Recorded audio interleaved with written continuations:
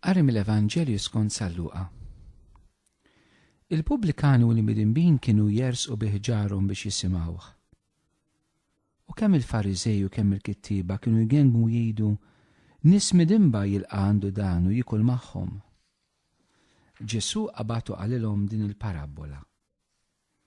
Kien hemm raġel li kellu żewġ ulied. Iż-żgħir qal lill-missieru: Missier, għatini s-sem li jmiss lili mill-ġid. U dak qasmilhom il-ġid. Ma kunux għaddew wisq ġranet meta ż-żgħir sar kollox u telaq minn beltu lejn pajjiż imbiet, u hemmhekk berbaq ġiedu kollu f'ħajja mtajra. Meta ħela kull ma kellu, fuq dak il-pajjiż waqa' ġuħ kbir u beda jħossu fil-bżonn. U mar daħal ma' wieħed minn dak il-pajjiż li batu fir-raba tiegħu jira l-ħnieżer. Kien jixtieq kieku jimla zaqqu mqar bil-ħarrub li kienu jiklu l-ħnieżer, imma ħadd ma kien jagħtih. Imbagħad daħal fih innifsu u qal: kemm lavranti ma' missieri għandhom ħobs bix-xaba u jien qiegħed hawn immut bil-ġuħ. Ħanqum u mmur għand missieri u ngħidlu: Missier, dnibt kontra s-sema u kontra tiegħek. Ma jistħoqlix iżjed nissejjaħ ibnek. Żommni b'wieħed mill-lavranti tiegħek. Qam u telaq għand missieru. Iżda kif kien għandu fil-bot, missieru lemħu tħassru u bġirja waħda mar inxteħet fuqon u biesu. Missier għallu ibnu: dnibt kontra s-sema u kontra tiegħek, ma jistħoqlix iżjed nissejjaħ ibnek. Iżda l-missier qal lill-qaddija tiegħu: Isa u ġibulu l-isbaħ libsa u xidduwielu, libsulu ċ-ċurkett f'seba' u s-sandli f'riġlejh, ġibu l-oġa li msemmen u waqtluh ħaniklu u nagħmlu festa, għax dan ibni kien mejjet u reġa' qam, kien mitluf u nstab. U għamlu festa. Meta ibnu l-kbir kien fil-għalqa, huwa u riġa lura kif wasal qrib id-dar sa ma ddaqqu sfin. Sejjaħ wieħed mill-qaddejja u staqsih dak x'kien. Hawn huk, qallu dak. U missierek qatillu l-oġol li msemmen għax reġa' kisbu qawwi sħiħ. U inkorla u ma rridx jidħol ġewwa. Iżda missieru ħareġ jitolbu jidħol. Ara qal il-missieru: ili dawn is-snin kollha naqdi kelmtek ma ksirtilek qatt u kieku qatt tajtni gidi lili biex nagħmel ikla u nifraħ ma' ħbibi. Imbagħad jiġi dan ibnek li bellalek ġidek man nisa żienja u lilu toqtollu l-oġol imsemmen. Ibni qallu missieru: inti dejjem miegħi u kull ma hu tiegħi huwa tiegħek. Imma kien meħtieġ li nagħmlu festa u nifirħu għax dan hu kien mejjet u reġa' qam, kien mitluf u nstab. Il-kelma tal-mulej, it-tifħir lila Kristu. Il-parabola eżisti li għadna kif smajna, żgur li aħna familjarità magħha, ġifieri kien sejħula b'mod popolari il-parabola tal-ibn il-ħali, jew kif insejħula l-ġurnata tal-missier il-ħali li kien ħali fil-ħniena. U ċertament anka matul din is-sena tal-ħniena dan il-ġublow ta' ħniena mniedim il-Papa Franġisku biex ngħidlek dil-parabola tiżlilna għasel. Hemm ħafna aspetti f'dil parabola ftit li għandna ma nistgħux nifu fuq kollox. Nixtieq nieqaf fuq ftit dettalji eżistej u naraw daqsxejn x'jistgħu ifissru fil-mixja tagħna. L-ewwel ħaġa l-fatt illi iż-żgħir li ben iż-żgħir jitlob il-missier jagħtih il-wirt f'ħajtu. X'i tfisser? Kieku inti kellek titlob il-wirt f'ħajtek, qed tqis il-ġenituri tiegħek ishom diġà mejta. Iż-żgħir allura l-inqas matur fil-bluwa tiegħu etc. Hawnhekk għandna dir-realtà li qed iqis il-missieru daqs li kieku mejjed daqshekk. M'għandniex affari aktar ma' xulxin, spiċċat l-affari. Il-wirt tiegħi jridu issa. Xi drabi aħna eżistijej jiġu momenti meta donna il-Alla hekk nistmawh. Donnu l-mulej daqshekk fil-ħajja tiegħi. Isek Ġesu ma teżistix iktar.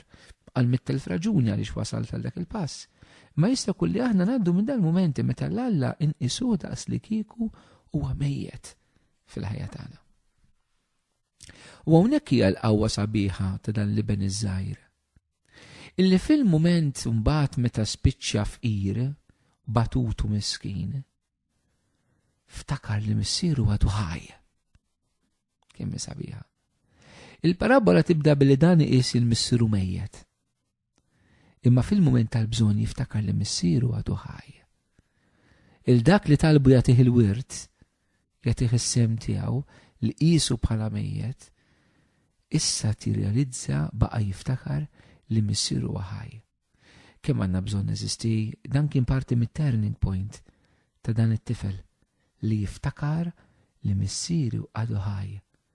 Aħna eżisti jirdu niftakru bl-istess mod biex nimxu l-qudiem u nikkonvertu, niftakru Ġesu ħaj.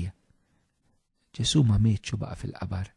Ġesu ħareġ mill-qabar, irxu xtat, u ħaj fil-knisja tiegħu, u ħaj fl-Ewkaristija, u ħaj fis-saċerdot, u ħaj fil-komunità, u ħaj fil-kelma, u ħaj fil-fqir u l-batut.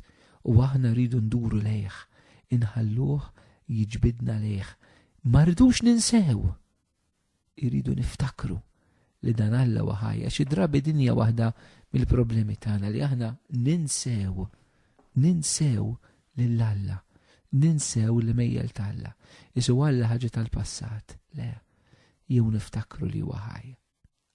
Dettalji uħor żgħir eżistijek nixtiequ ninnotaw. Huwa dan illi meta żgħir jitlob il-missier jagħtih il-flus jagħtihomlu. Imbagħad ma jitlaqx mid-dar mill-ewwel.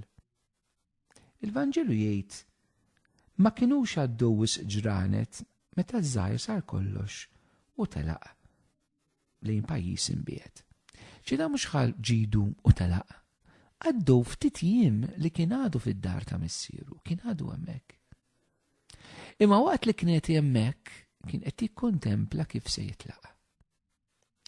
U forsi wħud eżistijej din il-kelma tal-Vanġelu tal-programm qed isikom f'dan il-mument. Il-moment fejn inti qiegħed għal xi raġuni tikkontempla, qiegħed taħsibha biex titlaq il-barra. Dan ma telaqx mill-ewwel. L-ewwel rid il-flus, għamel ftit jiem u mbagħad telaq. Jekk inti qiegħed f'dan iż-żmien li qed taħsibha biex titlaq, aħsibha sew qalbi. Fittex l-għajnuna, tiġrix, tiddeċidix waħdek. Tagħmilx deċiżjonijiet fil-għaġla, jekk qiegħed f'dan il-perjodu, f'dan iż-żmien li qed taħsibha titlaqx mill-Knisja, titlaqx mill-komunità, titlaqx mill-vokazzjoni tiegħek tas-saċerdot, ta' reliġjuż, titlaqx miż-żwieġ tiegħek, titlaqx mix-xogħol, aħseb sew, taqbadx u titkaxkar minn dir-realtà l-ewwel Alla donnu miet f'ħajtek m'għadux hemm, tismaħ ta' mejjed u mbagħad taħsibha biex titlaq kompletament. Jekk qiegħed f'dik il-fażi, itlob lill-Ispiritu Santu jagħtik id-dawl tiegħu. Itolbu jagħtik id-dawl li jnebħek li ma tuħux deċiżjonijiet żbaljati fil-mument meta qed taħsibha. Imbagħad naraw mument ieħor hekk fil-ħajja tat-tifel iż-żgħir huwa meta jidħol fih innifsu. Quddiem id-tbatija li għaddi minnha xi berbaq il-ġid tiegħu jispiċċa fqir eċetera, jidħol fih innifsu. Kemm għandna bżonn daw il-mumenti eżisti li aħna l-ħajja tagħna mhux speċjali meta naxquha, però anke meta mmorru tajjeb. Ma nibqgħux għaddejjin, la meta mmorru tajjeb ma nibqgħu mkaxkrin mis-suċċess. U laqas meta niżbaljaw ma nibqgħu mkaxkrin mill-fallimenti. Il-bżonn li aħna neħtlu daħla fina nfusna. Li nirriflettu, li nifqu narblu l-esperjenza li aħna nkunu għaddejjin minnha.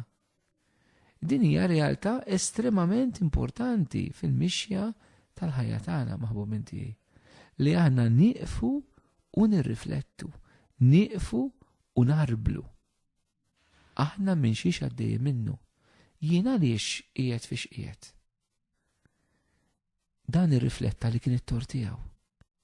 Ma weħħel f'ħadd. Jien għaliex wasalt fiex wasalt. Jien għaliex ma rnexxietx. Jien għaliex affiċta. X'inhu huma ċ-ċirkustanzi li jien qed ngħix bħalissa? kemm għandna bżonn dan iż-żmien ta' riflessjoni eżisti. Iż-żmien ta' randan part minnu jiġi għalhekk biex aħna nagħmlu riflessjoni serja fuq il-ħajja tagħna.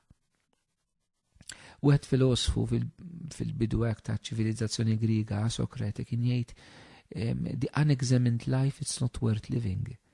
Il-ħajja li wieħed ma jeżaminajiex, ma jirriflettix fuqha mhux worth it li jgħixha. Xi drabi aħna nibqgħu għaddejjin u ma nifqux nirriflettu. Mhux biss fuq il-ħajja tagħna personali, manka fuq iż-żwieġ, fuq l-evanġelizzazzjoni, fuq il-ħajja tal-komunità, fuq il-ħajja tal-parroċċa, fuq il-missjoni li qed naqdi. Nixtieq nieqaf eżisti fuq l-aħħar dettall. Il-missier illi joħroġ jitkarrab il-liben il-kbir sabiex jiġi lura u jibgħu wkoll jiġi lura fil-ferħ, fil-parti, fiċ-ċelebrazzjoni. Eżisti li l-missier joħroġ jittallab lill-liben kienet ħaġa kbira fil-mentalità tal-Judija li kien hemm rispett kbir lejn il-missier. Ma xi drabi Alla kumana. Alla jista' jkun l-lum lilek qed jitkarrablek biex tingħaqad lura maħuk, biex tingħaqad lura ma' familtek, ma' żewġek, ma' martek, ma' bliedek, mal-komunità tiegħek. Alla jħalli għal-mument il-festa huwa wkoll. Għal-mument anke l-missier tal-għam il-festa biex imur jitkarrab il-liben jidħol fiha. Xi drabi Ġesu mhux hekk ġie jagħmel, ħalla l-glorja il-festa ta' dejjem li kellu mal-missier fil-ġenna u ġie hawnhekk jitkarbilna biex nieħdlu dil-festa. Il-mulej qiegħed jitkarrab lilek biex tidħol fil-ferħ tal-familja, fil-festa tiegħu, fil-knisja, x'qed jitkarrablek Ġesu. Dil-parabola eżisti għandha ruxmata ta' riflessjoni oħrajn nistgħu nagħmlu, dan kullu dak li xtaqt naqsam magħkom jiena, żgur li intom għandkom tagħkom. Jalla però tkun kelma li ssibna f'mument li tkabbarna iktar fl-imħabba ta' Alla lejna u tagħna lejh meta nifhmu kemm iħobbna, kemm jiġri warajna u kif il-ħnina tiegħu hija bla tarf. U jekk nagħmlu dan, il-mulejja tina slim.